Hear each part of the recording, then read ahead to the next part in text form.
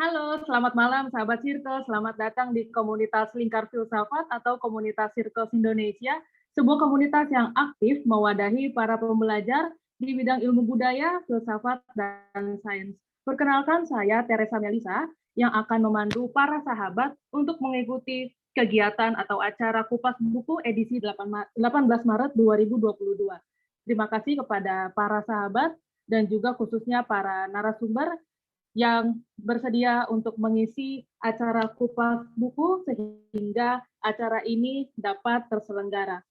Malam ini telah hadir dua narasumber mewakili ulasan yang akan dibawakan dari sebuah karya yang berjudul Dalam Satuan Waktu yang Sangat Panjang, rangkaian atau kumpulan asa dan cerita COVID-19, yaitu ada Kak Lia, halo Kak Lia, dan juga Kak Indriani. Halo Kak. Oke, seperti biasa sahabat Circle, sesi Kupas Buku terdiri dari sesi pemaparan yang akan dimulai terlebih dahulu oleh Kak Lia, kemudian nanti akan dilanjutkan oleh Kak Indriani, dan keduanya akan berlangsung selama kurang lebih 1 jam ke depan. Setelah itu kita semua akan beranjak ke sesi diskusi, nanti para sahabat bisa mengajukan pertanyaannya dan sangat diperbolehkan untuk disampaikan pada saat sesi diskusi dimulai. Baik, langsung saja kita semua membuka sesi Kupas Buku edisi 18 Maret 2022. Ini dia Kak Lia. Hai, saya share screen dulu ya.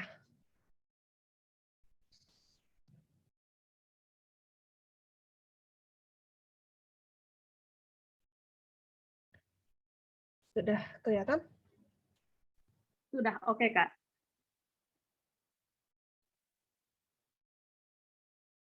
Oke. Dalam satuan waktu yang sangat panjang, itu adalah sebuah antologi. Penulisnya itu ada 8 orang. Jadi saya sendiri, terus Kristiani Kabul, ada Claire, nama lainnya adalah Indriani, kemudian ada Mbak Kristina Yoga, ada Mbak Lis, Mbak Elisa, Mbak Fadilah, dan Mbak Dona. Mbak Dona ini juga sekaligus merangkap editor kita. Terus, nah Mbak Donanya udah datang. Asik.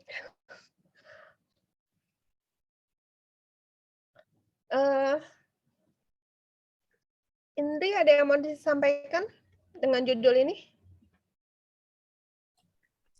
Iya, jadi judul ini memang kelihatannya sangat-sangat sangat-sangat sastrawi gitu. Jadi judul ini diambil dari karyanya Lia Zhang ya di dalam buku ini yang judulnya sama dalam satuan waktu yang sangat panjang. Jadi setelah melalui kurasi dari editor kami Kak Dona Wijayanto, beliau bilang oke, buku tentang COVID ini judulnya akan dalam satuan waktu yang sangat panjang. Itu yang tepat untuk buku ini karena ya waktu itu kita di tengah pandemi dan mungkin karena pandemi ya kita jadi ngumpul sama-sama, kita berkesempatan untuk belajar bersama-sama untuk menulis gitu. Dan lahirlah buku ini gitu. Ya. Terus juga kalau mau dibahas covernya ini juga hasil karya dari teman kita ya, Cilia dari Kristi Kabul. Kebetulan Kristi Kabul ini seorang guru seni di Singapura gitu. Jadi dia yang mendesainkan cover kita gitu. Karena begitu dengar judulnya dalam satuan waktu yang sangat panjang, katanya tuh dia sudah terbayang kalau semuanya itu serba floating gitu, terbang-terbang semua dan kita nggak tahu kejelasan tentang masa depan itu apa gitu. Seperti apa masa depan, kapan berakhirnya COVID, itu semuanya itu serba misteri dan serba kita menunggu, dalam fase menunggu dalam satuan waktu yang sangat panjang. Jadi itu yang mungkin saya bisa sampaikan dari cover dan judul ya.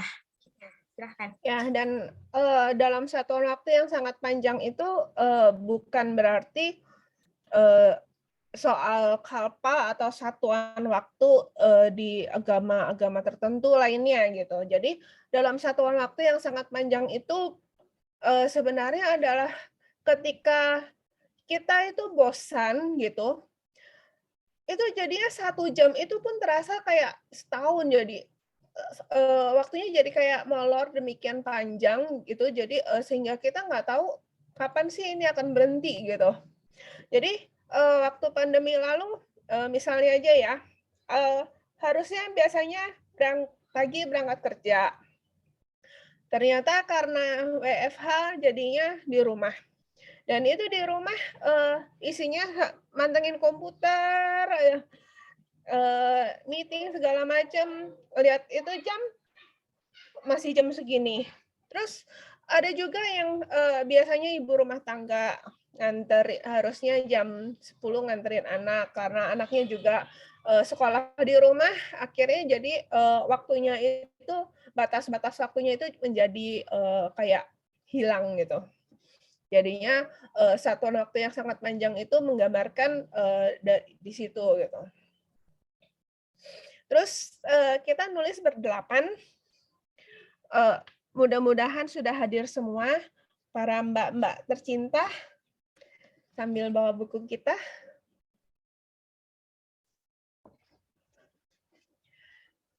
Oke, jadi bukunya unyu-unyu.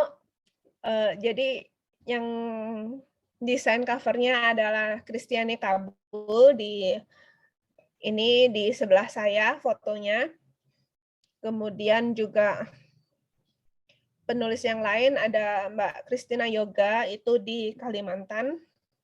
Kemudian ada Mbak Lis, Mbak Elisa, Mbak Fadilah, dan Mbak Dona.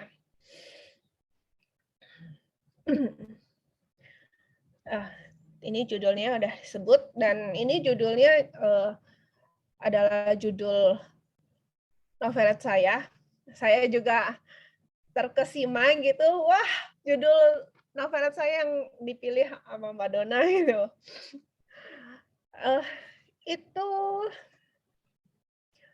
saya milih judul ini untuk novelet saya akan ada alasannya, nanti akan saya ceritakan di belakang. Nah, untuk proses penyusunannya, saya mempersilakan Mbak Indri untuk bicara.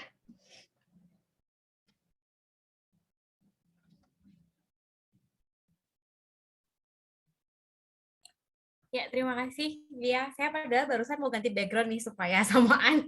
Oke, tapi sudah waktunya ngomong. Jadi saya terima kasih kesempatannya. Jadi bagaimana proses penyusunan buku ini? Nggak kelihatan buku ini ya. Harus di depan dada, jadi kelihatan. Iya, pokoknya buku inilah yang saya pegang ya, seperti yang di belakang Sislia itu.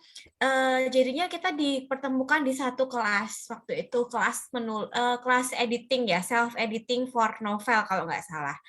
Ya, kita belajar self editing karena editor mahal mungkin ya. Jadi kita tapi gimana pun juga deh, kalau kita punya karya itu paling nggak sebelum kita tunjukin ke orang lain, istilahnya ibaratnya karya kita itu anak kita gitu kan, buah pikiran kita. Jadi kalau bisa kita dandanin dia gitu kan, kita bedakin, kita bikin cantik atau cakep, itu baru ditunjukin ke orang lain.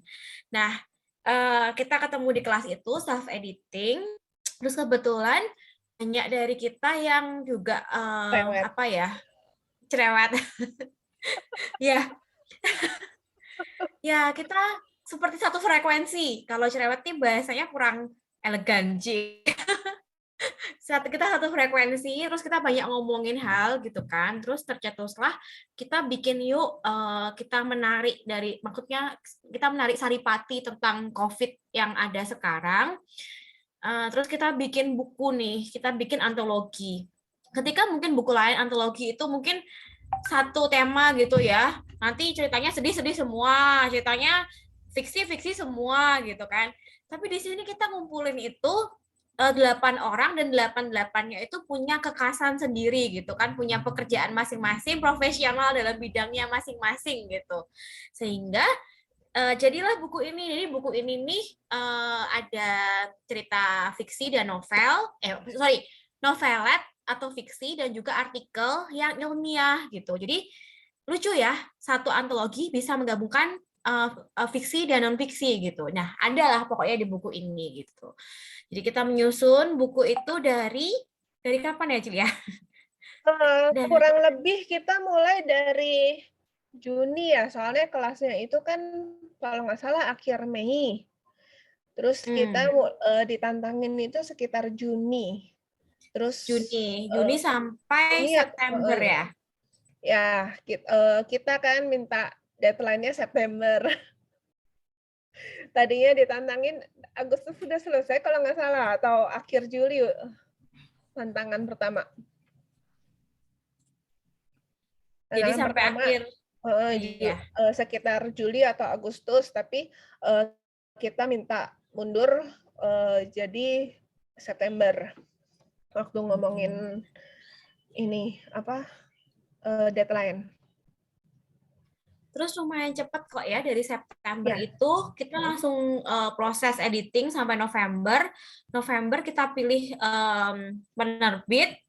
Tuan banyak juga yang self publishing baru di sini, kita pilih penerbit dan Desember itu sudah proses penerbitan gitu. Jadi ya penyusunannya lumayan cepat karena kita satu frekuensi dan ya unik. Kita memang unik gitu. Kita nggak paksain semuanya harus cerita fiksi, novelet, lalu ya nggak maksain, tapi semuanya kita merangkum. Jadi di sini itu unik gitu.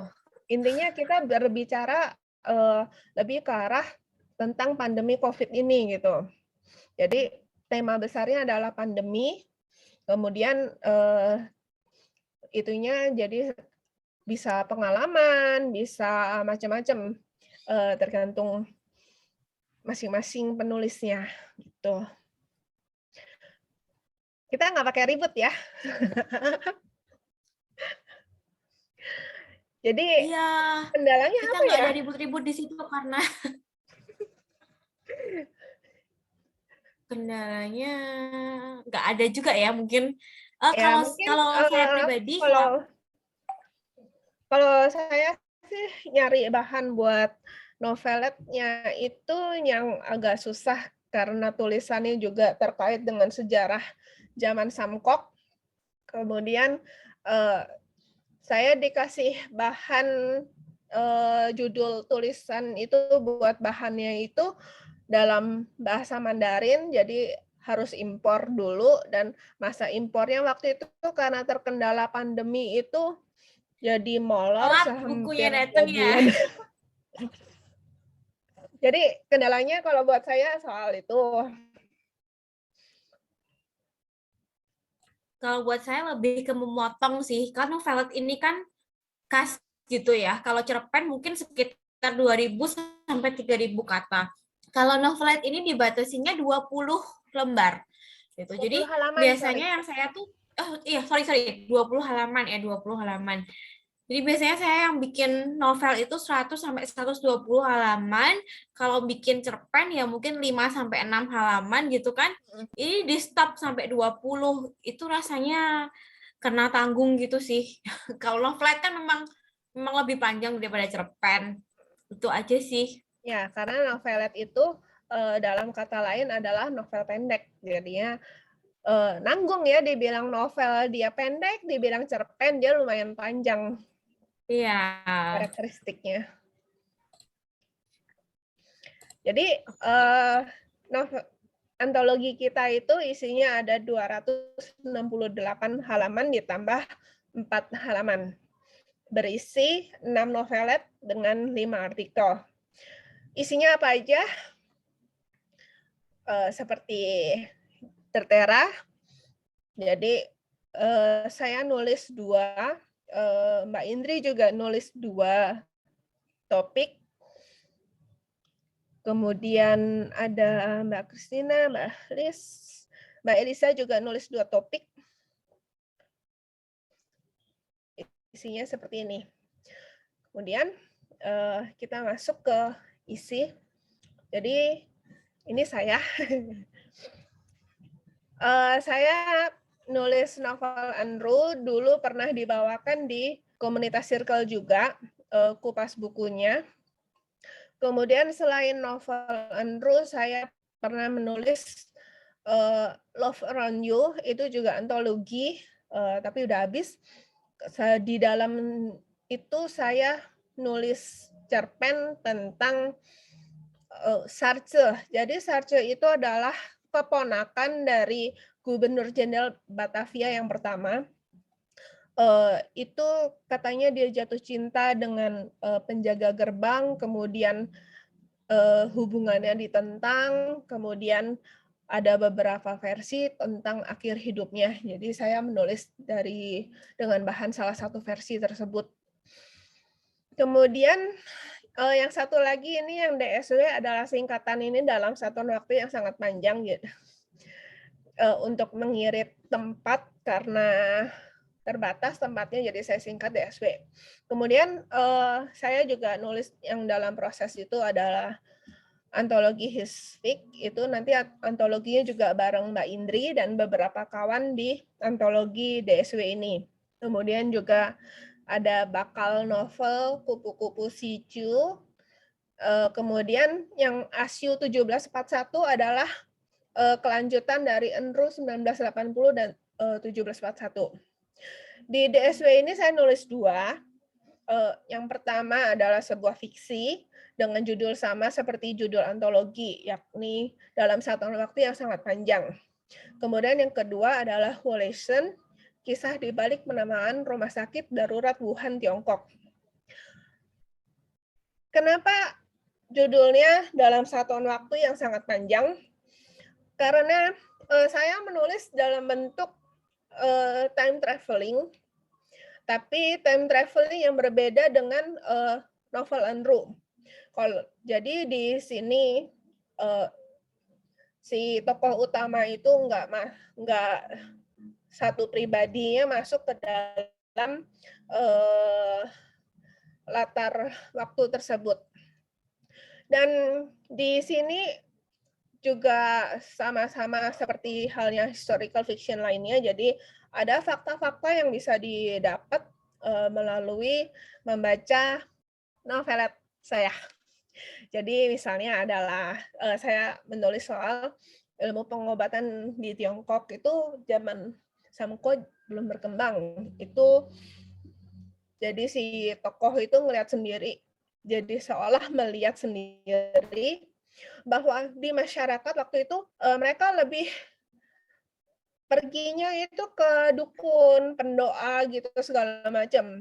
Itu bukan karena mereka nggak percaya terhadap sinseh atau dokter zaman dulu itunya kan ya tabib ya.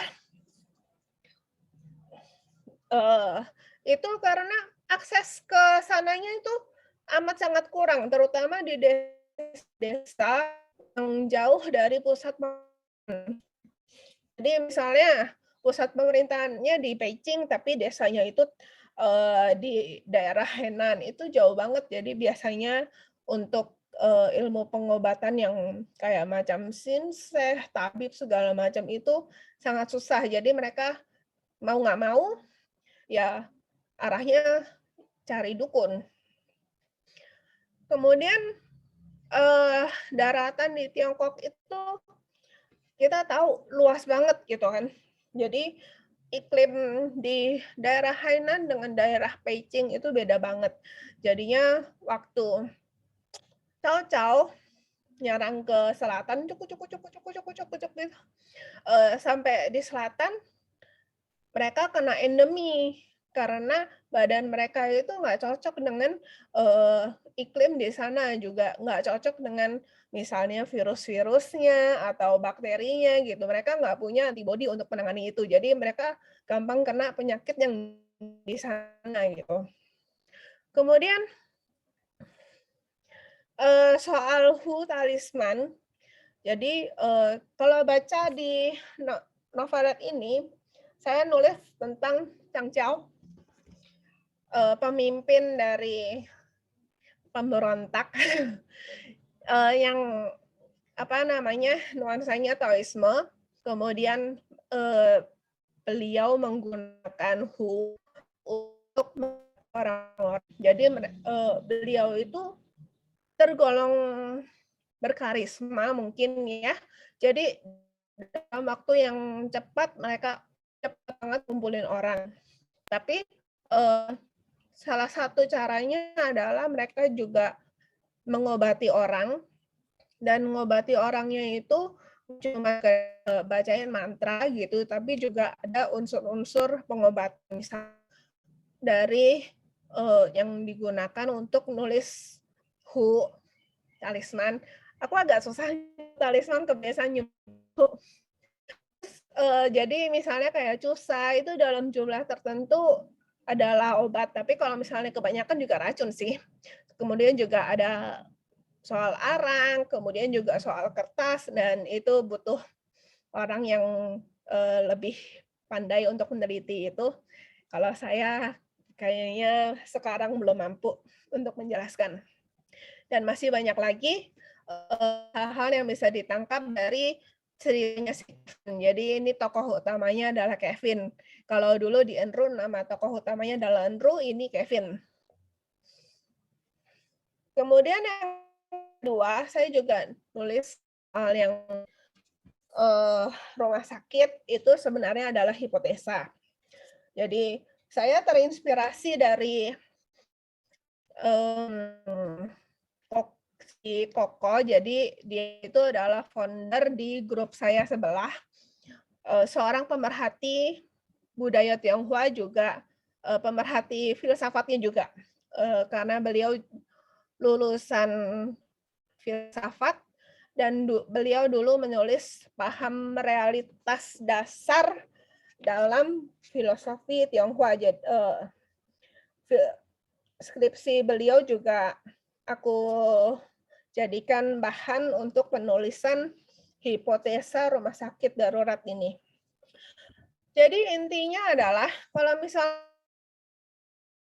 adalah Huosen sama Leisen, dan itu sebenarnya adalah dewa di Tionghoa, jadi dewa api. Kenapa dewa api? Karena masyarakat zaman dahulu khususnya itu kalau misalnya nggak ada api, kemungkinan masa hidupnya lebih kecil. Kenapa?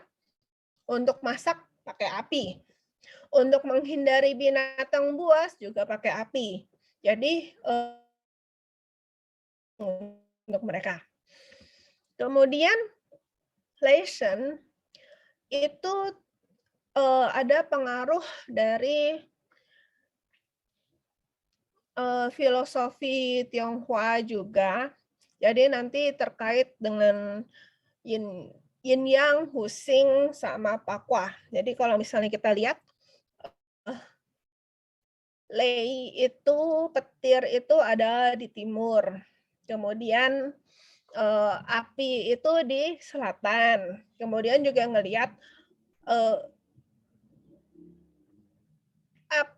api.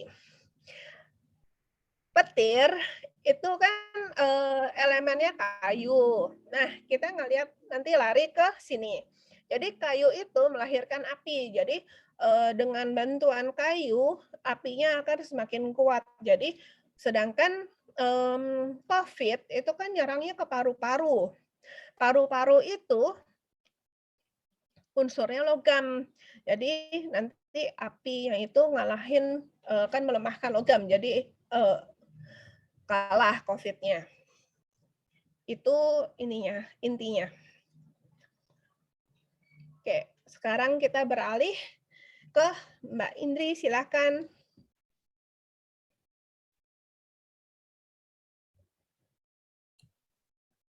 Ya, makasih. Ya, tadi waktu awal sebelum mulai direkod saya sudah kenalan, nama saya Indriani Santoso. Cuman beberapa orang bilang namanya kok Deso gitu ya, nggak menjual nih kalau ditulis jadi pengarang novel gitu kan. Jadi saya pakainya nama Krisma dan nama baptis saya Claire Teresia. Jadi Claire Tara Teresia, jadi saya dipanggilnya Claire, pangkas aja dari Teresia. Gitu sih ceritanya. Sehari-hari saya bekerja ya freelance di bidang psikologi. Lalu saya kebetulan juga dosen CPNS baru gitu ya. Dan juga banyak menangani tentang mindfulness gitu. Atau boleh dibilang mindfulness practitioner. Karya saya yang udah terbit non-fiksi ada Kakeibo dari Skrito Book. Jadi Kakeibo ini seni dari Jepang. Jadi gimana cara kita itu mencatat keuangan gitu. Jadi bukan mencatat yang harus seperti akuntansi, bukan. Tapi bagaimana kita tahu, kita sadar, balik lagi saya basicnya mindfulness kan ya. Jadi mindfulness itu kita sadar uang kita itu kemana aja, uang kita itu keluar kemana aja gitu, dan untuk apa aja. Nah di situ yang pertama saya nerbitin Kakeibo, lalu ada fiksi Lafayette. Lafayette itu dari bahasa Prancis ya, artinya kalung gitu. Itu ceritaan novel sih gitu, ceritaan ya novel populer gitu istilahnya. Ada beberapa antologi yang mau terbit ini, antologi bersama Cilia juga tentang historical fiction. Dan akan terbit itu juga, saya sama kayak Cilia suka dengan sejarah, jadi saya mau semoga tahun ini bisa terbit, judulnya Kerong Sanggiok, itu tahun 1914, settingnya di Semarang, kebetulan saya kan orang Semarang gitu, jadi saya mengangkat 1914 ketika peristiwa ada Tentus Stelling. Tentus Stelling itu pasar raya terbesar waktu itu di dunia. Jadi Belanda merayakan ulang tahunnya di daerah jajahannya gitu, merayakan kemerdekaan di daerah jajahannya justru dengan pasar raya expo terbesar Tentus Stelling itu, dan itu buat kisah tentang itu gitu. Bisa segera terwujud. Saya juga banyak tanya sama Cilia tentang sejarahnya ini. Makasih sebelumnya.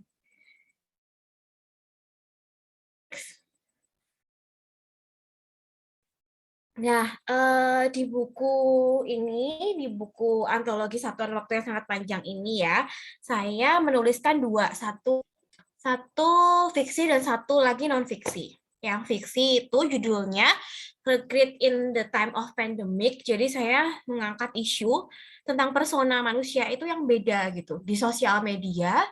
Bagaimana dia menampakkan dirinya, membuat image akan dirinya di sosial media dengan yang aslinya. Itu sih ceritanya, novelet 27 mungkin 27 halaman kurang lebih tentang itu, dan dihubungkan dengan masa pandemi gitu. Jadi waktu pandemi kan kita memang nggak bisa kemana-mana dan kita dipaksa untuk berkomunikasinya ya dengan sosial media. Kita tahu berita orang lain lagi sakit, orang lain lagi isolasi, orang lain kenapa, semua dari sosial media. Bahkan yang biasa bertatap muka juga ya akhirnya kuliah pun juga online gitu kan. Jadi semuanya serba online sehingga persona kita yang asli dan persona kita di sosial media atau online itu bisa saja merupakan orang yang berbeda gitu atau beda jauh. Di sini ceritanya tentang itu. Next. Nah, kalau yang non-fiksi atau artikel ini saya lebih ke itu ya, masker dan asumsi saat pandemi. Jadi berangkat dari pengalaman saya gitu kan, ketika pandemi itu jadi takut gitu menyapa orang. Kita semua pakai masker, ditutupin gitu pakai masker, sehingga cuma kelihatan matanya aja, ya kan? Jadi ketika kita ketemu orang, kita mau menyapa, kita ragu-ragu, ini bener nggak ya orangnya, gitu kan? Jangan-jangan nanti salah gitu. Jadi menimbulkan keraguan gitu. Nah, padahal yang namanya manusia itu punya tiga respon alami ketika dia merasa menghadapi bahaya. Jadi punya insting yang membuat kita itu bereaksi. Tiga yang utama itu adalah fight atau melawan, flight kabur, pergi aja, atau freeze. Ya, jadinya manusia punya indera ya, yang normal punya 5 indera tentunya, mata, hidung, telinga, kulit, juga mulut gitu kan, yang bisa merasakan. dari indera-indera tersebut kita bisa memproses gitu ya. Ini sesuatu berbahaya nggak untuk kita? Bila kita merasa sesuatu ini berbahaya, nah maka kita akan berpikir kan, menimbang-nimbang respon apa yang akan kita keluarkan. Apakah kita melawannya? Oke, kita akan melawannya kalau kita merasa lebih tinggi atau lebih berkemampuan dari lawan kita. Atau kita akan kabur, lari, fight, gitu kan?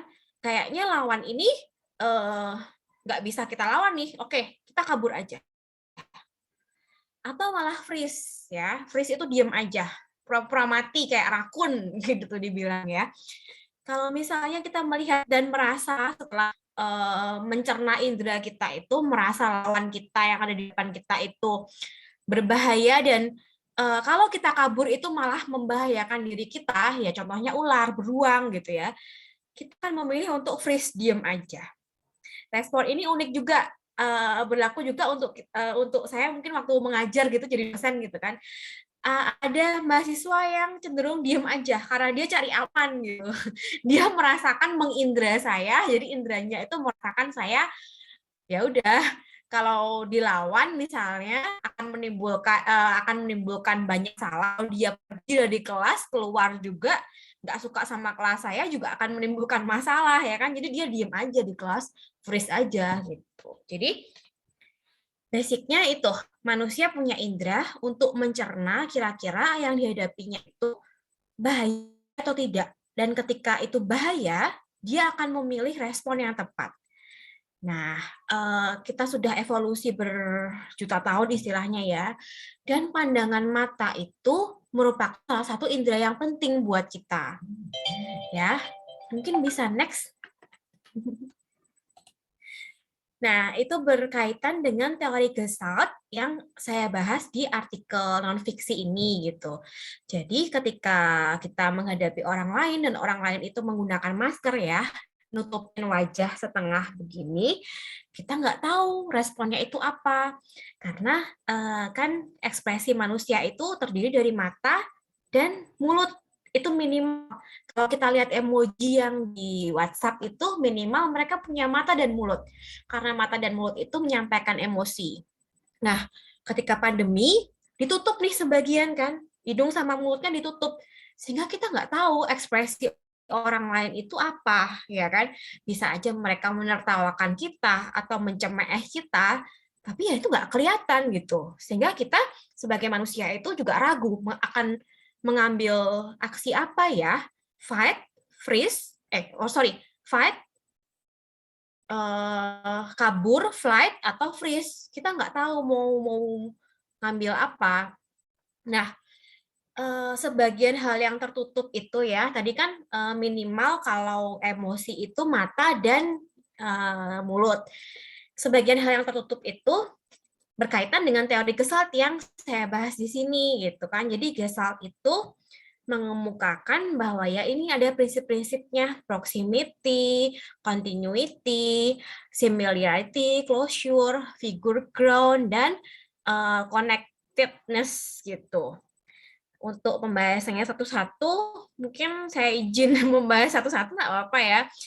Jadi kalau yang proximity itu kecenderungan menganggap objek yang berdekatan dalam sebuah grup itu merupakan bagian dari grup. Jadi ini ada contohnya, garis gitu yang deket-deketan kita merasa itu seperti batang besi gitu kan yang berjejer-jejer. Karena ya itu dia tadi, manusia itu punya kemampuan untuk mengkategorisasikan sendiri. Lalu ini ada similarity. Kalau sama dikelompokkan sendiri-sendiri. Lalu ada figure ground. Figure ground itu mata manusia mendeskripsikan objek berdasarkan objek yang ada di sekitarnya. Nah, itu padahal gambarnya ternyata gambar galon aqua yang bertabrakan gitu, mungkin sama sesuatu apa ya pokoknya mungkin itu bisa dibilang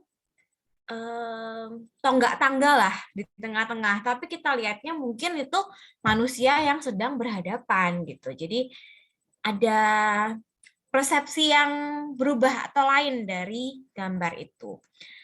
Continuity. Nah, bila kita sudah melihat garis lengkung ke atas, ke bawah, kemudian ke atas, ke bawah. Ketika kita diminta untuk melanjutkan, pasti kita akan meneruskannya ke atas, ke bawah, ke atas, ke bawah. Begitu juga kita persepsinya terhadap manusia gitu kan. Ketika kita ketemu orang yang pertama kali udah jutek, kita akan sebel. Dan mungkin pertemuan berikutnya kita sudah menganggap dia nih nggak seru gitu kan, nyebelin gitu. Padahal belum tentu gitu. Kita hanya meneruskan aja persepsi berdasarkan continuity ini gitu. Lalu closure, ini juga prinsip Gestalt yang manusia mempersepsikan suatu objek yang familiar bagi objek yang kehilangan bagian-bagiannya. Ini kita bisa bilang kalau ini adalah kotak atau persegi. Walaupun dia bukan persegi yang utuh. Ya karena otak kita sebagai manusia sudah menganggapnya sesuatu yang mendekati hal itu gitu. Nah, ya kita mungkin bisa menganggapnya ketika kita ketemu orang pakai masker, matanya itu lagi gini, lagi kayak sipit, kayak seperti bulan sabit gitu ya. Terus kita menganggap, oh orang ini pasti senyum nih, orang ini pasti ketawa. Padahal dia meringis, kesakitan, kakinya kamu injek gak kerasa gitu kan. Ditutup. Sama gitu, matanya ini sama. Jadi susah untuk untuk menafsirkan emosi apa, karena ada satu hal yang ditutupi. Connectedness yang terakhir, itu sama yang di atas ya tadi, continuity. Jadi kita cenderung itu menggabung-gabungkan gitu. Misalnya saya kenal dengan Cilia gitu kan. Karena Cilia ini suka sejarah, oh jadi kita menganggapnya kita konek-konekin aja, oh si Indri atau KRT ini juga suka sejarah karena circle-nya barengan dengan Cilia Zhang gitu. Padahal belum tentu, itu hanya persepsi manusia aja. Itu aja. Jadi pendeknya artikel saya itu menguak tentang persepsi manusia itu yang berbeda atau berubah gara-gara sekarang ini pandemi dan harus memakai masker gitu. Kita nggak tahu emosi apa yang ada di orang lain, sehingga kita sebagai manusia juga jadi ragu ya untuk merespon atau menentukan aksi. Gitu aja. Next, ada lagi nggak ya bagian saya? Ini bagian kita berdua. Harapan dan pesan yang ingin disampaikan penulis kalau dari Cilia sendiri, oke. Kalau aku sih kepinginnya jadi buku kita ini bisa mendatangkan inspirasi dan membunuh waktu yang sangat panjang ini sehingga nggak terasa sangat panjang. Itu yang pertama, kemudian juga mendatangkan inspirasi. Maka dari itu, karena saya sukanya sejarah dan budaya Tionghoa, jadi saya menulisnya semuanya terkait dengan sejarah dan budaya Tionghoa. Kalau Mbak Indri, gimana?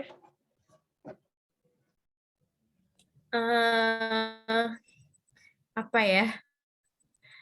Yang jelas, sebetulnya saya mau menyampaikan ini. Jadi di dalam buku ini, mentor atau editor kita, Kak Donna, itu menuliskan tentang dia kehilangan seorang yang disayangnya ketika pandemi gitu. Dan itu tulisannya itu menyentuh hati saya gitu loh. Karena waktu itu pandemi kan kita nggak tahu. Seperti Thanos aja gitu kan, orang-orang berguguran pada tiba-tiba aja orang yang kita akrab, yang kita nggak nyangka akan pergi, mereka pergi gitu kan.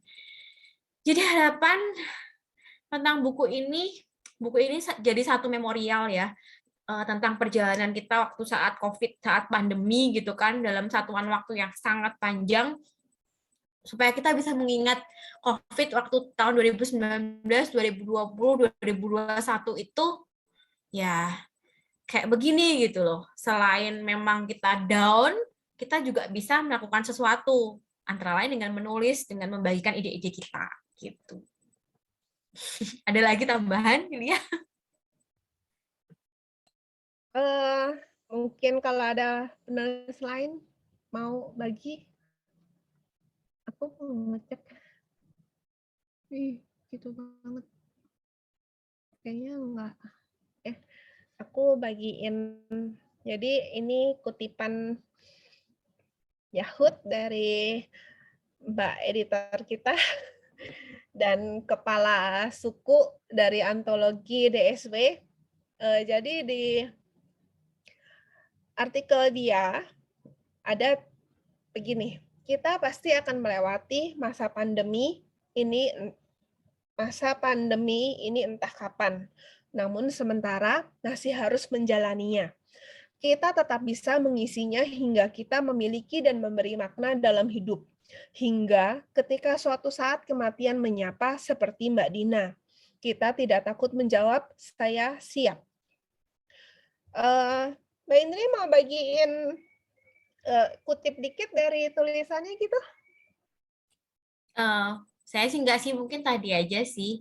Ada yang mau ngomong nggak nih? Kebetulan kita ada Mbak Christina Yoga, ada Mbak Donna Wijayanto, ada Mbak Elisa, ada Mbak Fadilah Alin yang hadir malam ini, yang juga bagian dari penulis dari satuan waktu yang sangat panjang. Kita paksa mereka untuk open mic, Julia. Ada temani Jati nih, Mbak Lis kayaknya. Mbak Lis juga ada, Listiawati. Rezeki Listiawati juga ada. Gimana? Kita paksa siapa untuk buka? Mbak Donna, minta unmute. Halo.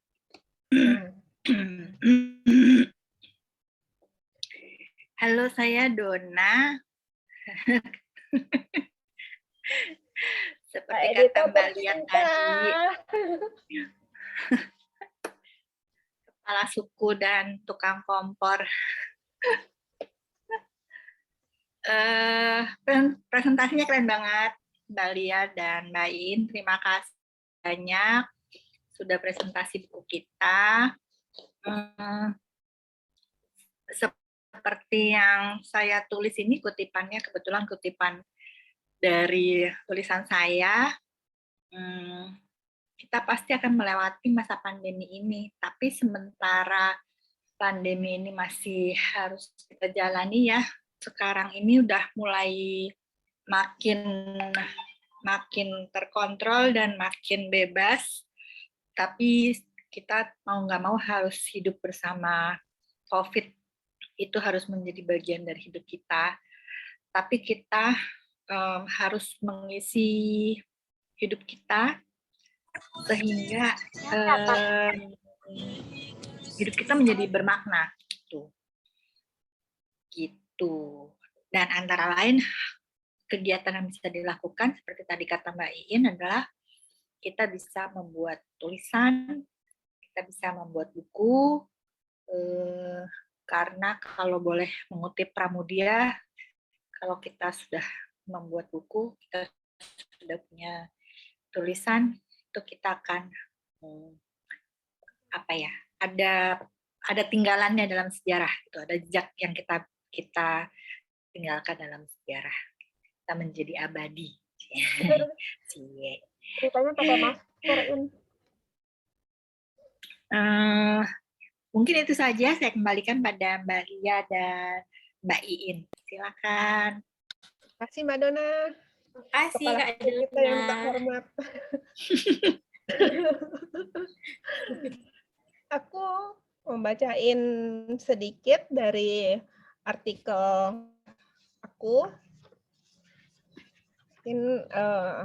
Jadi biar ada inspirasi mungkin dari sana dan untuk memancing obrolan nanti.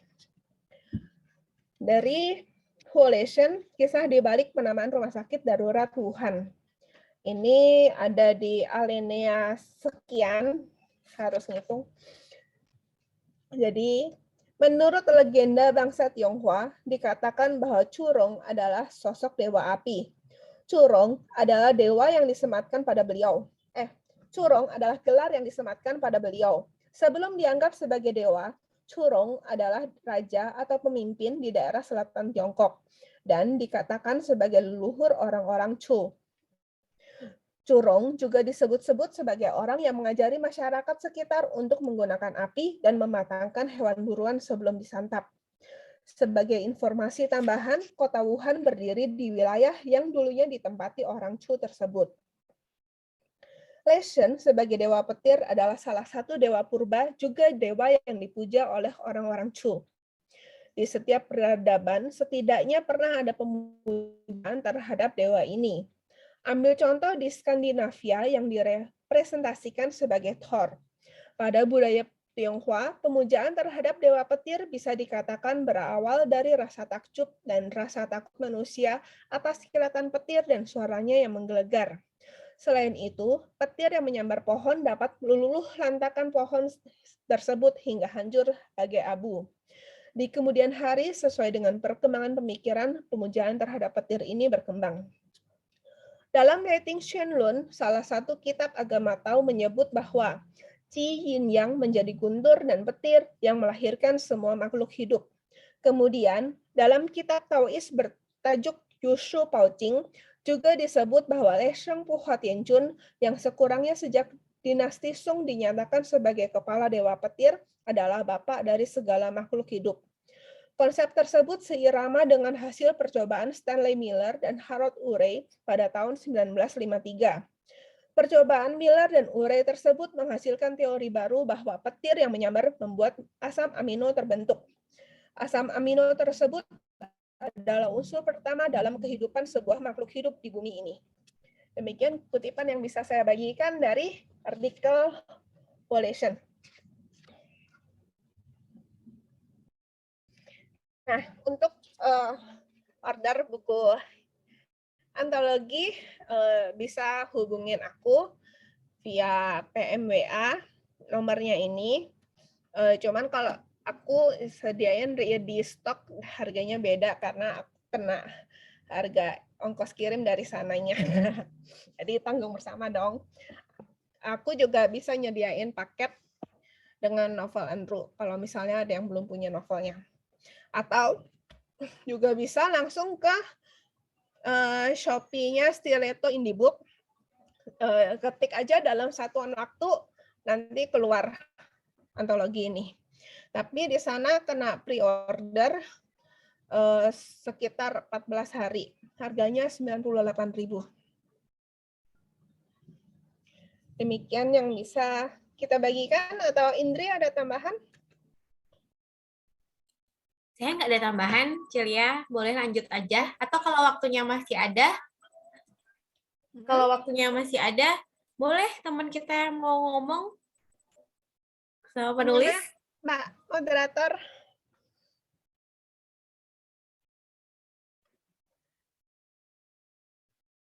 Mbak Melisa, bolehkah?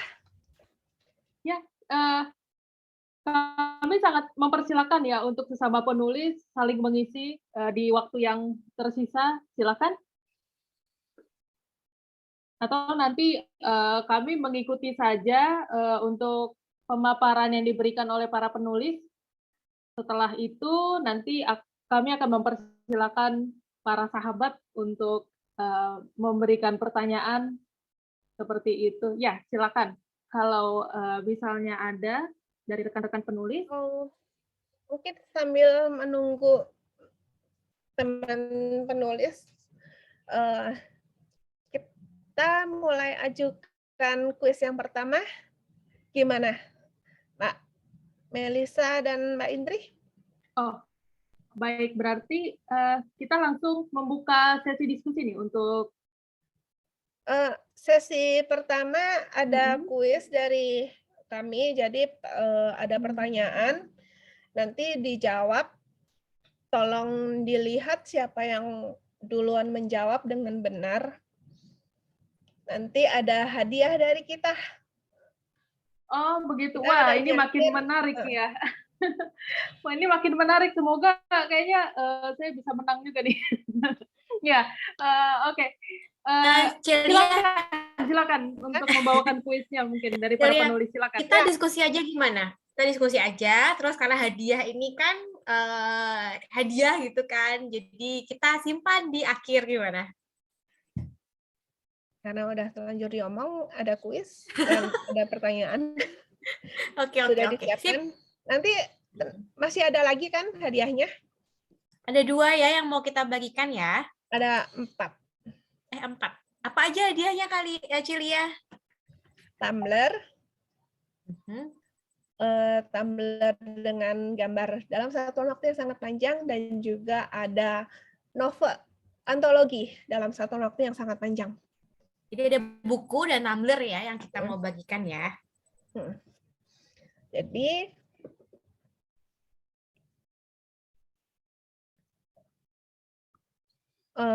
udah siapkah? Maaf Teman-teman moderator, penulis? ini saya suka admit karena saya suka screen capture gitu kan. Nah, waktu screen capture kelihatan namanya, jadi saya admit aja. Mohon maaf kalau saya lancang ya. Nggak apa-apa kok. Ya.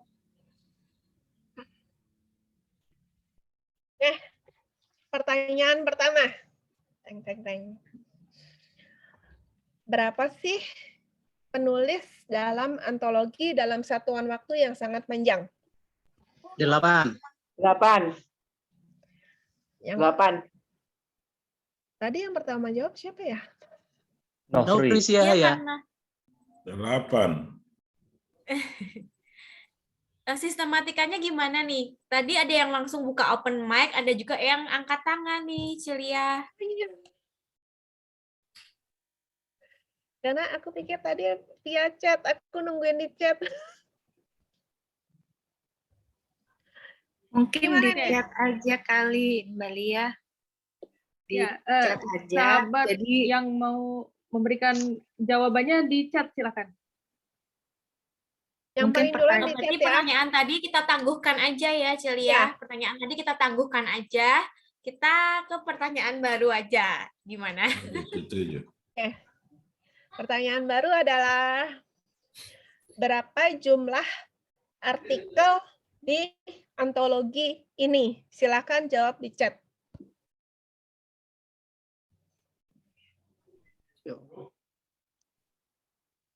Teng, teng, teng, teng, Berapa? teng, teng.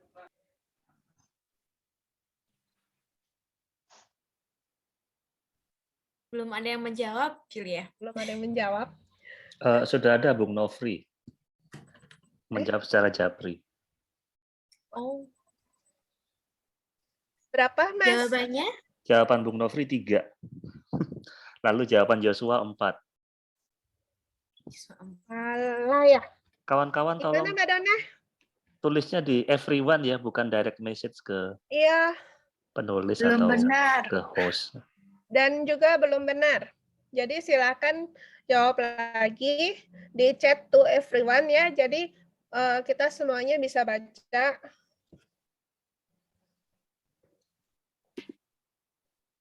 Delapan.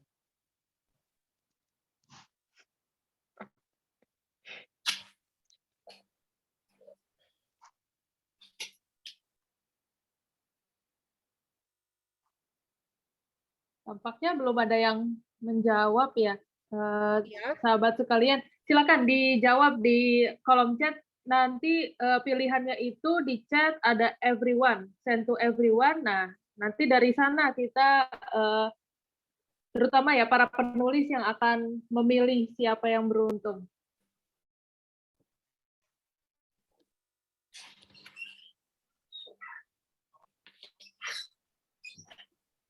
Hampir.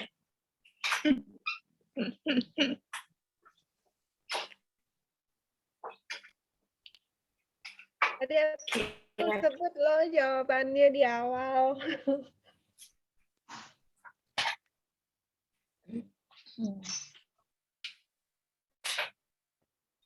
Ayo yang ikut dari pertama. Ini ada Bu Sri Wulandari direct message ya, 8. Joshua Anugrah 12. Mohon send to everyone ya, jangan ke direct message ya.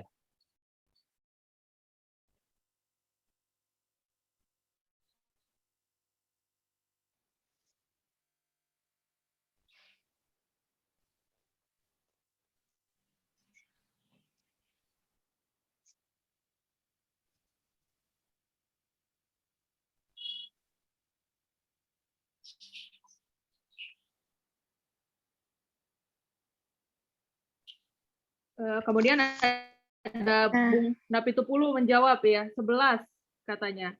Masih kami nantikan ya untuk sahabat sekalian yang ingin berpartisipasi untuk menjawab kuisnya. Nah, pertanyaannya kalau boleh saya ulangi, sebutkan jumlah artikel yang ada di buku dalam satuan waktu yang sangat panjang. Sahabat bisa menjawabnya di kolom chat. Masih kami nantikan ya untuk jawabannya.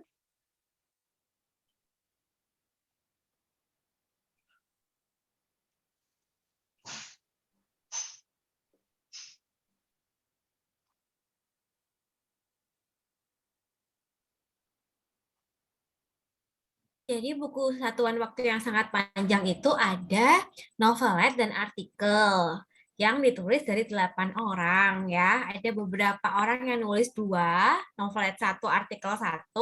Ada juga yang cuma nulis artikel aja atau nulis novelet aja. Ceritanya gitu. Nah, berapa jumlah artikel yang ada di dalamnya? Berarti kalau artikel tidak termasuk novelet ya, Kak Lia ya? Iya. Ada yang jawab tuh 6 artikel. Gimana Mbak Dona?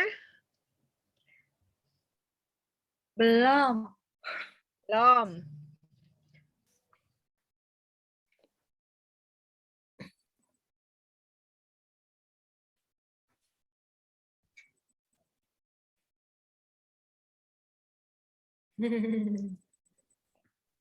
Kita lebih banyak novel atau artikelnya nih? Mungkin sebagai clue Kita gitu. lebih banyak novelet. Kita lebih banyak novelet ya Mm. daripada artikel. Kita berdelapan. Jadinya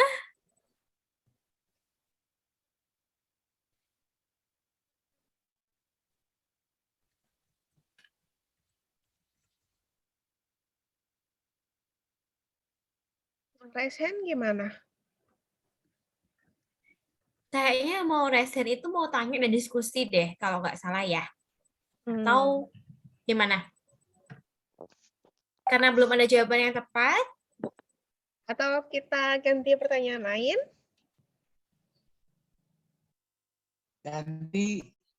Ganti ya. Boleh saya yang beri pertanyaan? Silakan Mbak Indri. Nah, judul buku kita itu dalam satuan waktu yang sangat panjang. Kebetulan diambil dari salah satu artikel dari penulis yang menulis artikel tersebut di buku ini. Siapakah artikel atau novelet yang judulnya dipakai sebagai judul buku? Silahkan menulis di kolom chat. Oke, sudah ada jawaban yang tepat. 1 orang. Terima kasih Pak Suyena Adeguna. Ya. Jawabannya tepat. Sampai cara ejanya.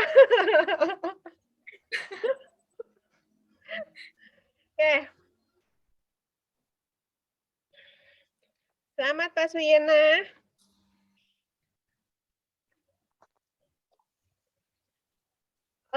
Pertanyaan kedua ya. Untuk habis itu kita masuk ke tanya jawab. Yang kedua oleh Kak Dona. Atau Mana? siapa? Kak Dona aja. Yang kedua oleh Kak Dona. Lia aja. Ya. Ya udah saya bacain pertanyaan kedua ya. Pertanyaan ketiga sebetulnya ya. Ya. Apa itu hulation? Coalition. Hulation. Silakan yang mau menjawab tulis di kolom komentar. Siapa cepat dia dapat. Ada 2 tumbler dan 2 buku dalam satu waktu yang sangat panjang. Kalau tadi yang menyimak Kak Lia, Celia pasti bisa menjelaskan. Udah ada jawaban? Talisman petir. Benarkah? Mbak Lia yang Masa talisman? Nggak, kurang tepat.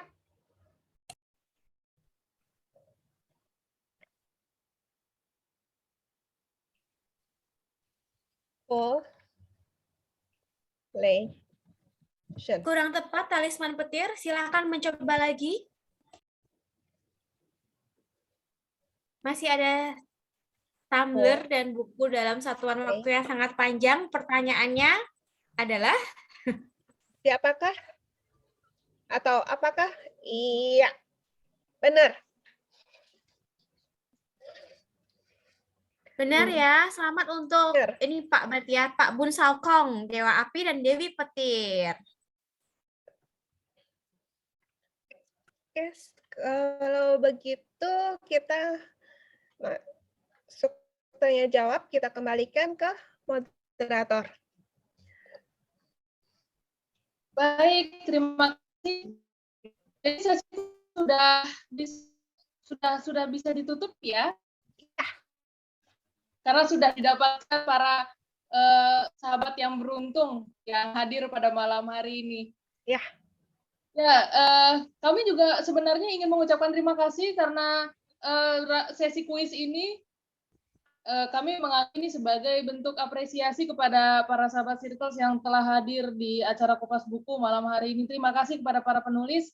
Dan selanjutnya, sebelum kami membuka sesi diskusi dan mempersilakan atau mengundang para sahabat pertanyaannya, kami ingin menginformasikan atau mengundang sekalian untuk mengikuti rangkaian kegiatan Circles Indonesia yang dapat diperoleh melalui WhatsApp. Nanti WhatsApp-nya bisa ke Minci, nomornya di 0888-6193-103. Nanti di sana silakan langsung saja bertanya mengenai kegiatan, dan biasanya di setiap bulan kami adakan kegiatan rutin, minggunya hari Rabu atau hari Jumat atau pula hari Senin. Dan Pak Jueli ya, mungkin Bapak Jueli yang resen, langsung saja kami persilakan Jueli untuk menyampaikan pertanyaannya.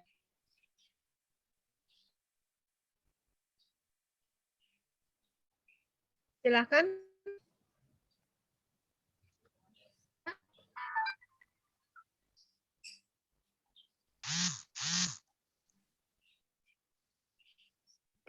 Oh, baik, tampaknya belum standby ya untuk Pak Jueli, sehingga kami boleh beralih untuk pertanyaan yang akan disampaikan oleh Pak Peter Manopo. Silakan. Terima kasih moderator, Mbak Minci. Saya ada 2 pertanyaan ya kepada siapapun yang akan menanggapinya. Yang pertama tentang judul ya. Itu ada frasa satuan waktu yang panjang. Saya ingin tahu bagaimana ada suatu ide menangkap frasa ini, satuan waktu yang panjang. Jadi mengapa tidak dalam ungkapan yang lebih sederhana, misalnya lama, atau misalnya waktu yang tidak bisa diramalkan dan sebagainya. Tapi satuan waktu yang panjang itu bagaimana menangkap frasa itu, terutama bagi yang menulis artikel itu ya. Yang kedua adalah antologi itu kan koleksi ya, kumpulan dari para penulis yang 8 orang ya kalau saya nggak salah, itu bagaimana berkumpul atau bagaimana menyampaikan ide yang sama untuk menerbitkan buku ini. Demikian, terima kasih. Gimana Mbak? Saya jawab duluan. Ya, baik, silakan. Satu penanya. Tanggapi, ya. Oke, karena frasa yang ditunjuk adalah judul dari novelet saya, jadi saya langsung buka mic untuk menjawab. Gitu. Kenapa saya memilih dalam satuan waktu yang sangat panjang? Itu karena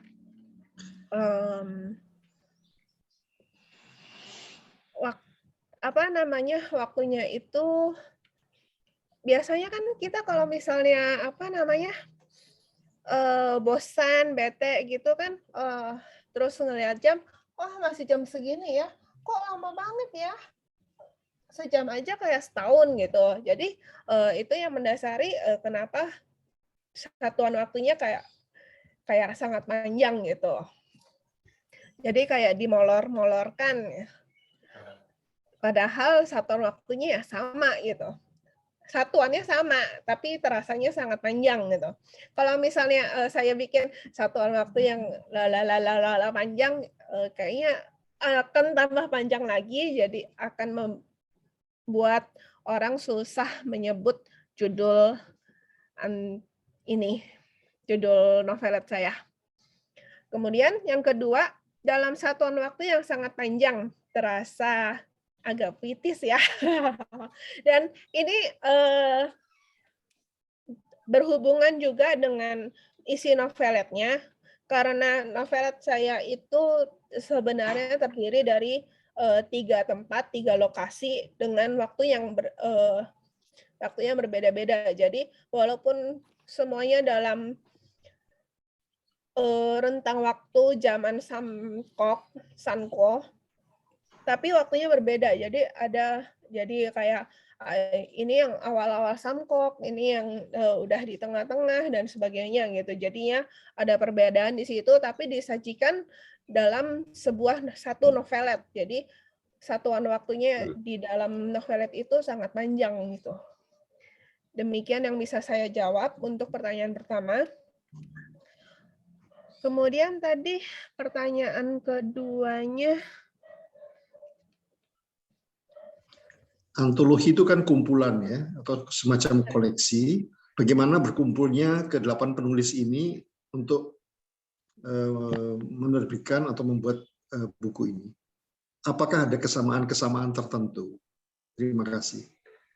Nah, kesamaannya adalah kita sama-sama ikut kursus self-editing for self-publishing. Pengajarnya adalah Mbak Donna. Silakan Mbak Donna, halo. Jadi kita sama-sama ngumpul di sana, belajar self-editing dari Mbak Donna. Jadi Mbak Donna itu adalah editor senior. Jadi kita belajar dari sana. Kemudian karena kita sama-sama hobi berceloteh, aktifnya sama gitu, kemudian kita ditantang oleh beliau untuk menulis antologi bersama gitu, Pak. Terima kasih. Sama-sama, Pak. Baik, terima kasih Pak Peter Manopo. Selanjutnya kami ingin mengundang Kak Jueli untuk menyampaikan pertanyaannya, silakan.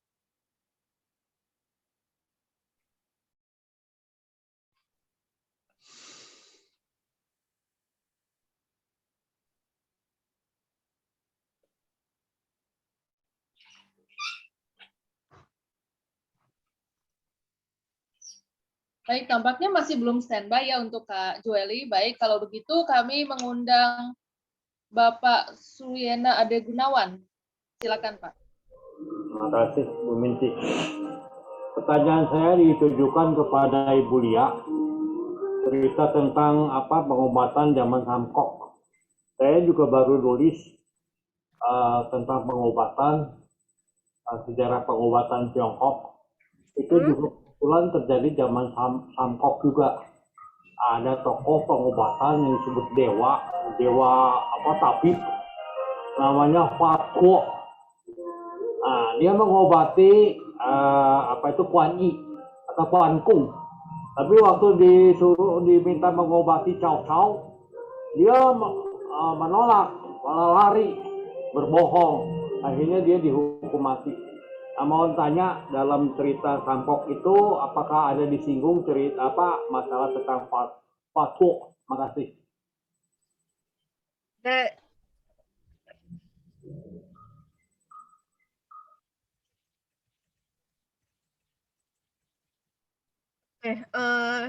Jadi di cerita saya tidak menyinggung soal Huato, karena Huato itu tentunya ada di daerah-daerah pusat kekuasaan. Jadi saya lebih menulis daerah yang bukan pusat kekuasaan. Jadi intinya saya menulis soal sebenarnya saat Cao Cao kena endemi, kemudian endemi di sebuah desa yang mana nggak ada tabibnya gitu, kemudian juga tentang Chang Chao. Demikian, Pak. Makasih, Bu. Sama-sama. Baik, sebelum kami mengundang para penanya lainnya yang telah raise hand dan telah kami list seperti itu, kami ingin mengundang para sahabat untuk mendaftarkan diri pada kegiatan Circles di bulan April 2022, yaitu di hari Rabu, kegiatannya kelas Rabu atau Kalbu, yang akan diampu oleh Kak Sendri Yakwan. Kak Sendri Yakwan adalah pengajar dan pemerhati budaya, terutama untuk budaya Tiongkok, dengan topik besarnya yaitu filsafat Tiongkok kuno dan sains modern. Di antaranya, para sahabat nanti akan mempelajari mengenai Confucius ritual dan kuantum fisika, kemudian ada juga Lao Tzu dan The Way. Kemudian ada juga Chuang Tzu dan Sun Tzu dan Unlimited Self. Kira-kira di antaranya seperti yang telah kami sebutkan, bagi para sahabat yang ingin mendaftarkan diri, silakan, link sudah dibuka untuk pendaftarannya. Nanti selengkapnya bisa menghubungi Minci di nomor 0888 6193 103. Baik, tadi kami melihat sudah ada yang raise hand, namun kembali lower hand ya, sehingga tidak tampil di screen. Kalau begitu, kami mungkin ingin memanggil kembali atau mengundang kembali Kak Jueli, apakah sudah standby untuk menyampaikan pertanyaannya?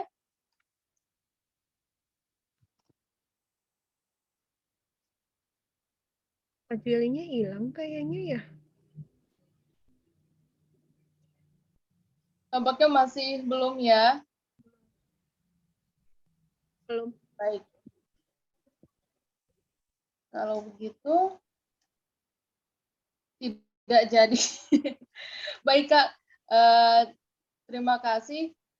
Nah, tadi kami melihat ada beberapa yang resen ya, cuma sudah hilang dari screen. Mungkin kami boleh mempersilakan, diantaranya ada, ini ada Kak Novrisia Haya. Silakan. Ya, saya mau bertanya kepada Cecelia. Ya. Siang ya. Iya. Ini videonya nggak bisa nih. Apa namanya? Waduh. Suaranya yang dulu. Ya, nggak apa-apa suaranya. Iya. Tadi ada tabib sama sinsei itu bedanya apa ya? Tabib sama sinsei itu aja. Terima kasih. Oke.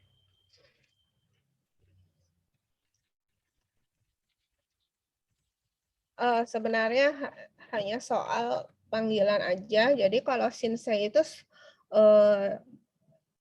sebenarnya sebutan untuk orang-orang yang mumpuni. Jadi kalau dulunya itu nggak cuman seorang tabib yang dipanggil sinsei. Jadi dan sinsei itu adalah dialek Hokkien. Dan itu tidak hanya merujuk kepada tabib. Jadi semua orang yang mumpuni di bidangnya bisa disebut sebagai sinsei. Demikian jawaban saya, Pak. Oke, terima kasih, Cece. Sama-sama. Baik, terima kasih. Ini ada Pak Suyena kembali yang ingin mengajukan pertanyaan, silakan. Ya, pertanyaannya ditujukan kepada Ibu Indriani ya. Tadi dikatakan ada selama COVID itu kan orang memakai masker. Lalu kepribadiannya atau sikap mentalnya lebih susah dideteksi. Nah, saya juga baru menulis itu ya, tentang COVID ini bisa merusak interpersonal relation atau human relation. Jadi sebenarnya tidak jadi harus masker saja. Tanpa masker pun ada COVID itu sudah merusak. Misalnya selama COVID ini ada saudara yang sakit, saya tidak boleh menjenguk. Ada orang tua kandung pun orang meninggal, wah jaraknya jauh sekali. Ritual hilang. Itu terjadi dalam yang saya ikutin itu keluarga besar agama Konghucu yang ketat sekali, penuh nuansa ritualnya ketika menghadapi upacara duka, ternyata juga tidak ada. Nah ini sebenarnya, jadi masker ini ada tambahan saja untuk mendeteksi, atau sebenarnya tidak ada masker pun sekalipun sudah bisa diketahui, sudah rusak, turun derajat itu. Kewajiban-kewajiban anak kepada orang tua, kewajiban-kewajiban moral antar saudara, saling pinjam uang juga tidak ada, di dalam pekerjaan juga saling memberhentikan, saling sikut, dan lain sebagainya. Ya, itu saja pertanyaannya. Terima kasih. Terima kasih Pak Suyana Ade Gunawan. Saya mau menjawab, menarik sekali Pak, kalau kan Bapak tadi cerita sedang menulis tentang COVID yang merusak interaksi. Saya setuju sih Pak, memang iya. Sudah selesai. Sudah menulis Pak? Sudah dipresentasikan. Oh, berarti saya yang kelewatan nih Pak. Iya, saya setuju sih Pak. Kalau boleh saya cerita pengalaman pribadi saya juga. Mertua saya kebetulan meninggal karena COVID, dan kami keluarga Tionghoa juga, sehingga mertua saya kalau boleh dibilang mohon maaf tidak bisa dimakamkan dengan layak. Jadi banyak hal yang kita harus lewatkan gitu. Jadi mertua saya bahkan dia dimasukkan ke dalam peti gitu kan, dia tidak berbaju gitu loh. Jadi kita sudah pasrah saja menerima peti gitu dari rumah sakit, dan tidak ada upacara sama sekali. Kita sembunyi-sembunyi waktu itu upacara, cuman 2 jam, nggak sempat. Yang dari Pekanbaru datang ke Padang itu sempat nggak sempat. Dan yang lebih menyakitkan lagi itu omongan orang sih. Jadi mungkin untuk orang Tionghoa itu sangat berarti kalau meninggal itu rame gitu ya. Artinya dia berarti orang yang dicintai oleh kerabat-kerabatnya begitu. Tapi ketika COVID kan hal itu tidak memungkinkan, sehingga omongan orang tuh, nah kan waktu hidup itu kurang berderma. Nah kan waktu hidup dulu jelek perilakunya, sehingga karmanya seperti itu gitu kan, tidak bisa dimakamkan dengan layak. Ya itu yang bikin sakit hati juga sih. Jadi betul sih Pak Suyana Ade Gunawan, kalau COVID itu memang merusak interaksi sosial, dan ya itu memang betul. Masker ini juga merusak interaksi kita juga sebagai individu manusia gitu, Pak Suyana. Karena ya kita susah gitu. Ketika berkomunikasi lewat sosial media, kita pakai persona, kita menampilkan image yang kita ingin orang lain lihat terhadap kita, ya kan? Nah, ketika bertemu langsung, kita malah memakai masker. Jadi kita nggak bisa melihat lawan bicara kita itu seperti apa gitu ya. Jadi ya, betul kata Pak Suyana Ade Gunawan. Memang COVID ini merusak interaksi sosial, juga merusak apa ya? Mungkin nantinya mungkin bisa membentuk satu generasi baru mungkin nih Pak Suyana Ade Gunawan. Generasi baru yang mungkin tidak memperhatikan hal-hal detail seperti nilai-nilai dan kepekaan itu. Gitu. Terima kasih dari saya. Kalau Pak Suyana Ade Gunawan Anda mau menambahkan, silakan. Terima kasih Ibu Indrayani. Ini cuma tantangan saja bagi orang yang banyak bicara tentang filsafat, tentang rohani, ya bagaimana kita harus memperbaiki kerusakan hubungan antar manusia itu. Terima kasih.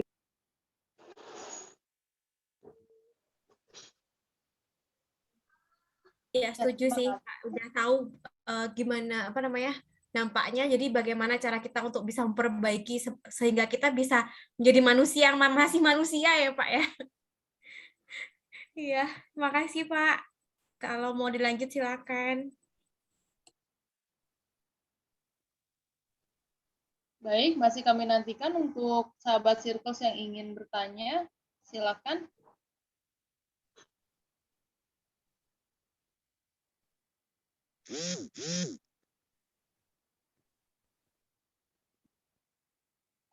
Boleh tambahkan nggak? Ya, silakan.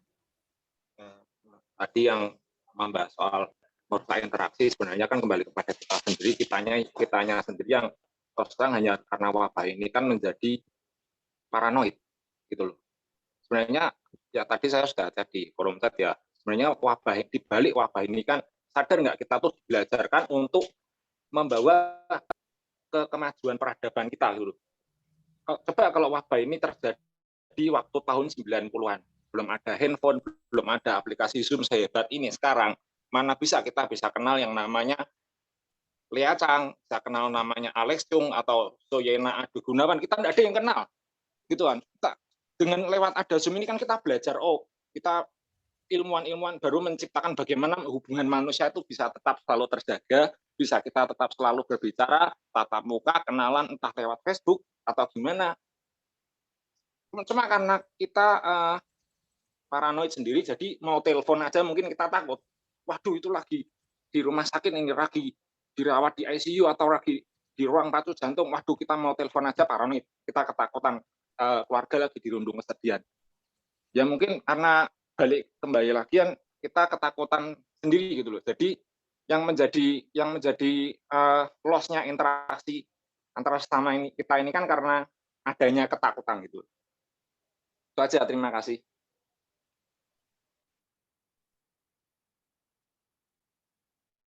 Silakan. Mungkin dari Kak Lia atau dari Kak Indri, silakan.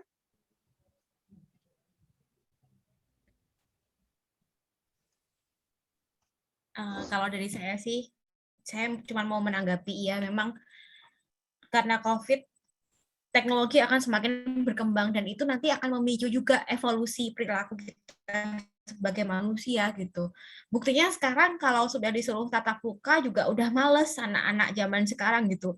Oke, besok kuliah tatap muka. Halah Bu, online aja lah Bu gitu. Karena mereka udah nyaman jam 7 pagi nggak usah mandi, langsung bisa masuk kelas gitu ya. Jadi memang ada positif dan ada negatif, tapi ya itu segala macam teknologi itu merupakan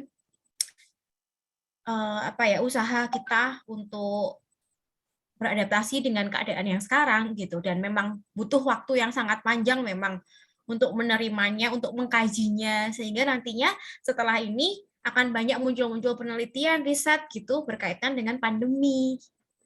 Dan dari saya itu sih, kalau Cilia mau menambahkan silakan. Aku tambahin, jadi ya memang COVID ini di satu sisi merugikan kita.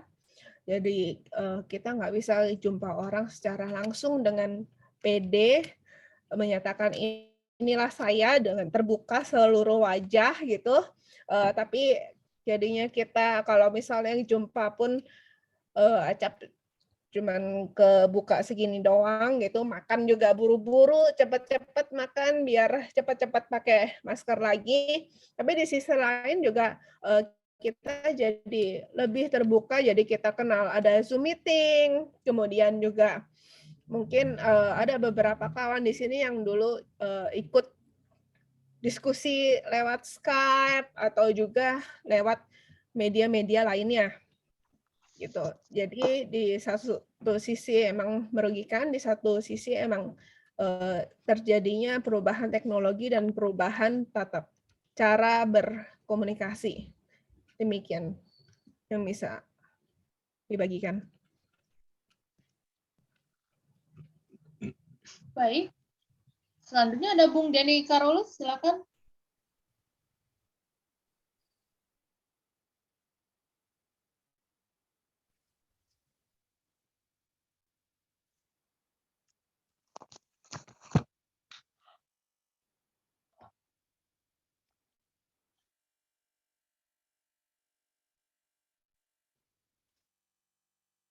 Saya mau menanggapi yang di chat ya, Mbak Mince, boleh? Oh, baik. Jadi ada pendapat dari Kak Madi Jarah, bilangnya mungkin manusia akan menyesuaikan diri dengan pemakaian masker, manusia mungkin tidak akan menggunakan ekspresi bibir dan mata lagi untuk memahami lawan bicara, mungkin menggabungkan ekspresi mata dengan ekspresi tubuh yang lain. Iya, jadi kalau misalnya diperhatikan dari tadi saya ngomong juga ambil begini-begini karena biar lebih dramatis dan lebih ketahuan apa sih sebenarnya mau saya sampaikan gitu. Jadi memang ada kemungkinan begitu, tapi perlu digarisbawahi untuk mereka yang mengalami gangguan tunarungu seperti itu kalau itu ada mereka terbantu sekali untuk memahami kita bicara itu dengan membaca gerak bibir gitu. Dan karena kita pakai masker, itu mengurangi salah satu poin dari mereka untuk mengerti kita tuh bicara apa gitu. Itu aja sih. Boleh saya nyambung, Celia, gitu? Boleh. Ya sih, bener. Jadi kita sekarang lebih cenderung pakai language gitu ya, over semua dari atas sampai bawah gitu untuk menegaskan apa yang kita sampaikan gitu. Tapi satu sisi lagi tadi seperti kompensasi dari COVID-19 ini, teknologi semakin maju dan kita juga sudah dimanjakan dengan WhatsApp pun sekarang ada stikernya gitu. Stikernya yang macam-macam lagi, bisa Anda gitu kan. Lucu-lucu. Ayo bubar pakai bom gitu, lucu-lucu gitu kan. Jadi itu berkaitan dengan tesis saya waktu kemarin S2 itu saya bikin penelitian tentang emoticon, pengaruh emoticon yang digunakan antar etnis gitu ya untuk menyampaikan ekspresi emosinya. Nah, itu nanti jatuhnya nanti juga akan ada banyak riset juga tentang ekspresi emosi, tapi bukan dengan facial expression gitu, tapi dengan yang lainnya. Salah satunya kalau di sosial media ya dengan stiker-stiker, emoticon, emoji, dan yang terus berkembang dari emoji yang nggak bisa gerak sampai yang bisa goyang-goyang segala macam itu. Makasih.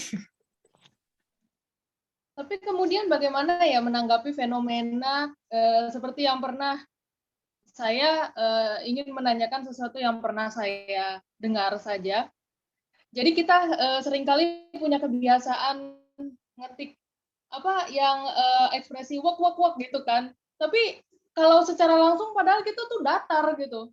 Padahal kita tuh lagi kesel gitu. Tapi kok bisa-bisanya kita menanggapi chat dari orang lain dengan kalimat wok gitu untuk menunjukkan ekspresi kita yang humoris atau yang lucu begitu.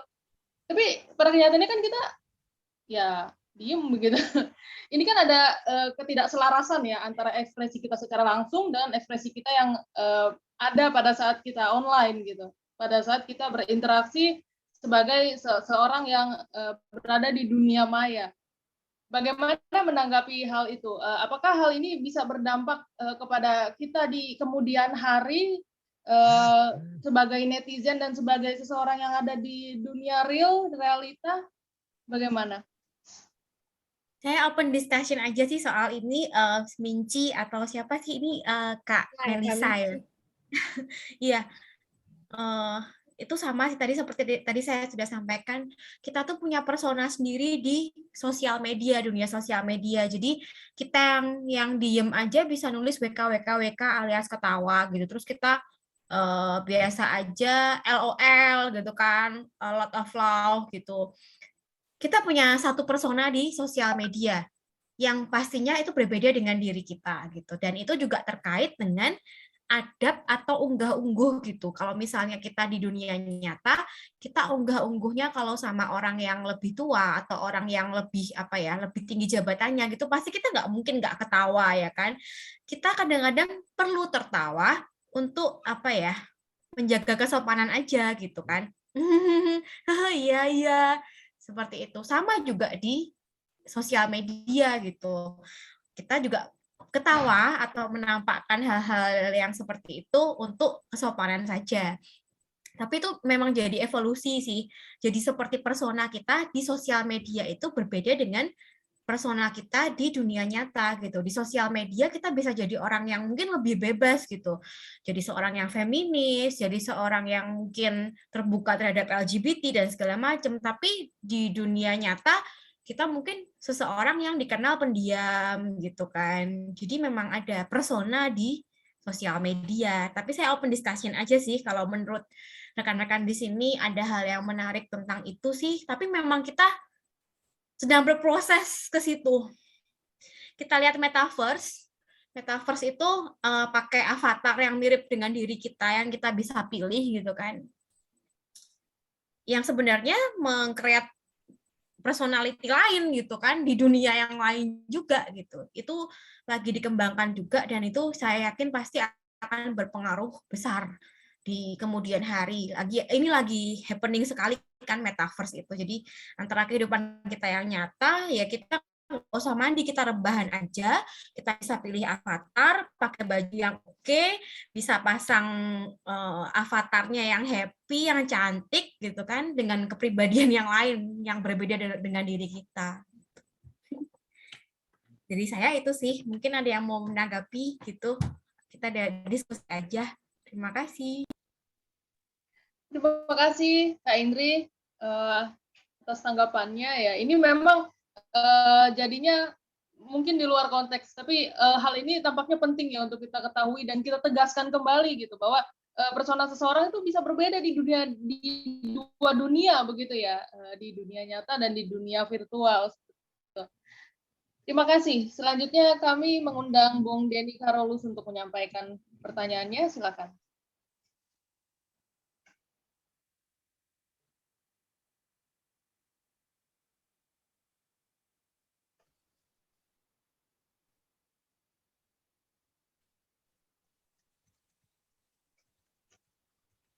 Ya, silakan Bung Denny.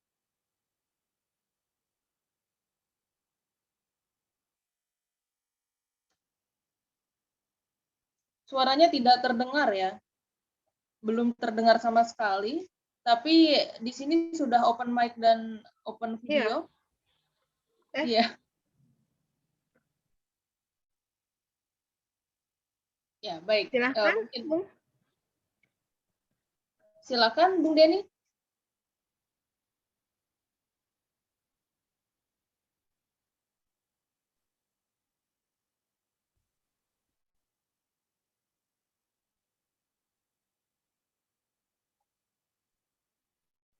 Suaranya belum terdengar ya? Iya. Atau mungkin di sana sinyalnya lagi jelek ya? Aku tahu-tahu ya, mungkin videonya pun hilang. Nah, ini muncul lagi.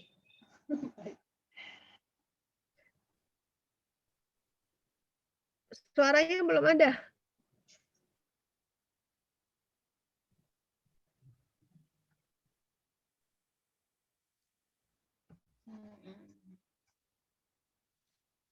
Oke. Baik, sambil menunggu. Mungkin diketik. Ya, mungkin. Oh, baik. Oh, gangguannya di HP. Ya, baik. Atau Kalau mungkin gitu, diketik. Ya, diketik saja ya.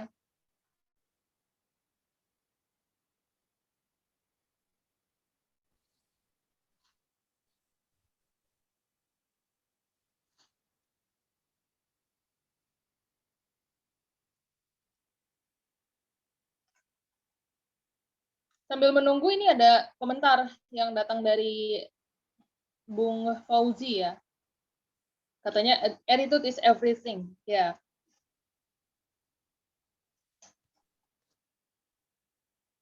Kita sepakat sih ya untuk attitude yang kita sebagai netizen ataupun sebagai warga biasa di dunia yang nyata gitu ya, attitude tetap yang menjadi segala-galanya. Oke. Bung Denny sudah masuk lagi nih ya, baru saja. Dan mungkin sudah bisa menyampaikan. Ya, maaf. Tadi Mbak tadi terlalu lama ngobrol, jadi HP saya sampai penuh. Datanya tadi, jadi WA saya penuh. Terus tadi itu sebenarnya saya ingin menanggapi juga tentang masa ke masa. Nah, tadi saya spontan ketika ada teman yang ngomong gerak bibir dan sebagainya, itu sama dengan pelatihan intelijen, Mbak. Mungkin Mbak pernah lihat filmnya Mission Impossible Tom Cruise waktu di Moskow, lah itu kan dia sempat ditangkap, terus dengar gerak bibirnya polisi di Rusia, dia tahu loh, ini intelijen, ini bicara tentang saya, padahal itu jaraknya hanya 500 meter. Dia dalam kondisi tidur dan melihat gitu. Nah, ini Mbak, saya sendiri juga ingin menanggapi dulu, ini juga hubungan dengan komunikasi dulu.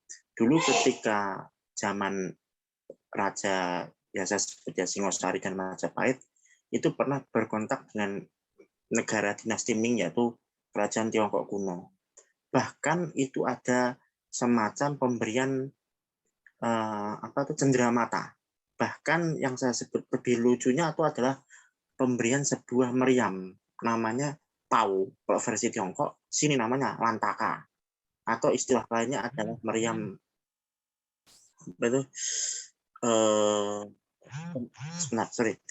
Lantaka, satu lagi istilahnya itu meriamnya meriam gersang. Jadi meriamnya itu dimasukkan ke dalam besi lama terus ditembakkan tuh. Dulu memang itu untuk komunikasi, Mbak. Bahkan kita harus jujur, namanya beduk yang ada di masjid itu sebenarnya dari Tiongkok. Bahkan itu sebagai sarana memanggil orang untuk beribadah.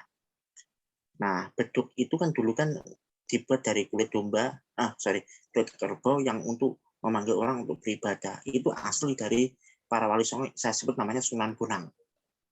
Nah, sama Sunan Gunung Jati. Jadi saya juga ingin minta tanggapannya ke Mbak pembicara sekarang ini, apakah sarana ibaratnya peninggalan sejarah dulu seperti meriam, cenderamata, termasuk perhiasan yang saya sebut namanya itu meriam catbang, istilahnya catbang, satu lagi itu namanya petasan, bahkan beduk itu sebagai sarana pemberian. Oh ya, ini maksudnya adalah penyebaran wilayah. Oh, ini maksudnya adalah inkulturasi budaya. Contoh ada namanya lontong cap gome. Itu lontong cap gome. Itu apakah bagian dari komunikasi yang bagian dari interaksi masyarakat Tionghoa masa lalu, Mbak? Itu, Mbak. Terima kasih atas pertanyaannya. Itu, Mbak. Saya itu dulu aja. Saya minta tanggapannya dari dua pembicara nih. Untuk meriam segala macam. Sebenarnya kan kalau misalnya disebut meriam itu di Jawa, kemudian beduk segala macam. Kalau misalnya beduk sendiri itu kayaknya di banyak peradaban juga ada semodel beduk maupun tambur gitu ya. Jadi kalau misalnya dibilang itu dari Tionghoa terus penyerapan segala macam, karena saya belum punya bukti jelas artefak arkeologis bahwa itu pasti dari Tionghoa, jadi saya no comment kalau dibilang itu dari Tionghoa, karena saya belum menemukan bukti arkeologis. Demikian tanggapan saya. Mungkin ada tanggapan lain dari Kak Indri mungkin?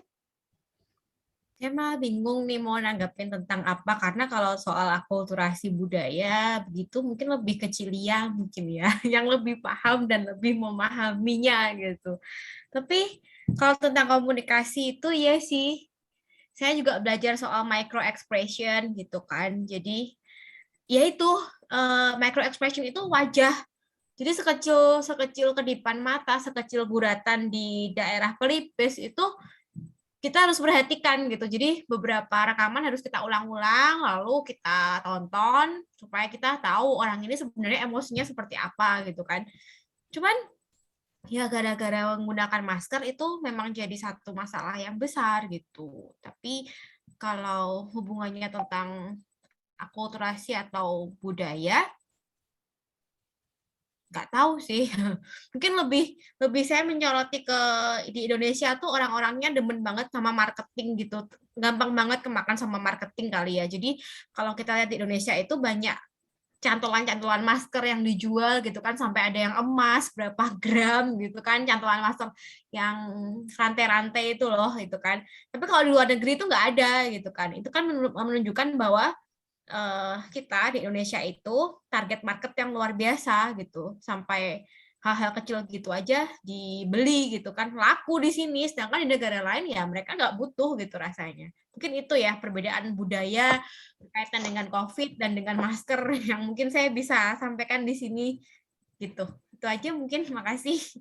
Maaf Mbak Indriani. Mbak Indriani, mungkin Mbak Indriani masih ingat film Mahabharata. Ada yang namanya tokoh Sengkuni. Sengkuni lah. Sengkuni biasanya kalau mau kan matanya diginikan, yang satunya diginikan. Yang mulia lah kepada Duryodhana maupun kepada Dhestharashtra. Nah, saya kadang-kadang juga heran kenapa Sengkuni matanya begini, ternyata setelah saya teliti itu sebagai simbol maaf ya, saya licik. Biasanya orang licik itu matanya satunya diginikan, maaf ya, bukan juling loh, bukan kerol bahasa Jawa. Satunya bibirnya gini, bukan karena stroke, tapi dia merasa rasain lo, bahasa Jakarta, lo kena juga karena. Jadi saya kemarin juga sempat meneliti Mbak soal itu. Jadi selain saya soal gelak bibir yang pernah digunakan intelijen waktu di perang apa Mission Impossible itu Tom Cruise, tapi juga saya akhirnya juga melihat ketika Sengkuni, maaf matanya diginikan satu, terus bibirnya gini, miring setengah, itu saya mbak, oh ini orang ini licik, munafik. Apakah bisa Mbak, mata, bibir ini bisa menjadi simbol bahwa, oh ini agak licik, oh ini agak munafik, oh ini orang ini tulus. Misalnya gini, lebar gini kan berarti tulus apa adanya, tapi agak ke samping ini maaf bukan stroke, bukan pencok, tapi memang setahu saya orang tuh yang licik itu begitu, bahkan itu pernah diekspresikan di film Mahabharata yang tayang di Antv dulu gitu. Saya ingat ya, oh iya, Sengkuni begitu, berarti kan orang maaf ya licik munafik ya maaf, kecenderungan seperti itu. Apa benar Mbak, mata ini bibir ini bisa menjadi simbol baik buruknya orang itu Mbak? Makasih Mas Denny. Ada teorinya.